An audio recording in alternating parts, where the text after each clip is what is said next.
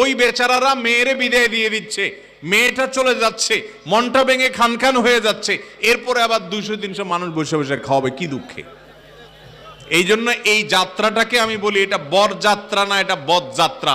এটা বরযাত্রী না, এটা কি বদযাত্রী। এটা জায়েজ নাই, বিশেষ করে এভাবে চুক্তি করে। হ্যাঁ, কোনো মেয়ের বাবা নিজের খুশি হয়ে খাওয়াতে চাচ্ছে, এছাড়া তার ভালো লাগবে না, তিনি নিজে থেকে দাওয়াত দিচ্ছেন, ভিন্ন কথা। কিন্তু আমাদের সমাজে কালচার হয়ে গেছে। এজন্য যুবকরা শ্বশুর বাড়ির উপরে চাপায়া খাওয়ার কালচার বন্ধ করতে হবে আমাদেরকে, ইনশাআল্লাহ। অনেক যুবক আছে নিজে তো যায় বিয়ের পরে 5-6 জন করে বন্ধু নিয়ে যায়, আছে না নাই? এগুলো জায়েজ নাই, খবরদার। আমি একবার ঢাকার হাতির ঝিলের রাস্তার পাশ দিয়ে যাচ্ছিলাম, আমার মনে আছে, 2টা মেয়ে সম্ভবত গার্মেন্টসে বা কোথাও তারা কাজ করে, তাদের সাথে যেসব খাবার টাবার ছিল সেগুলো দেখে বোঝা যাচ্ছিল। তো তারা দেখলাম একজন আরেকজনরা আলাপ করতেছে বদযাত্রী নিয়ে। আমি পিছনে ছিলাম, চিন্তা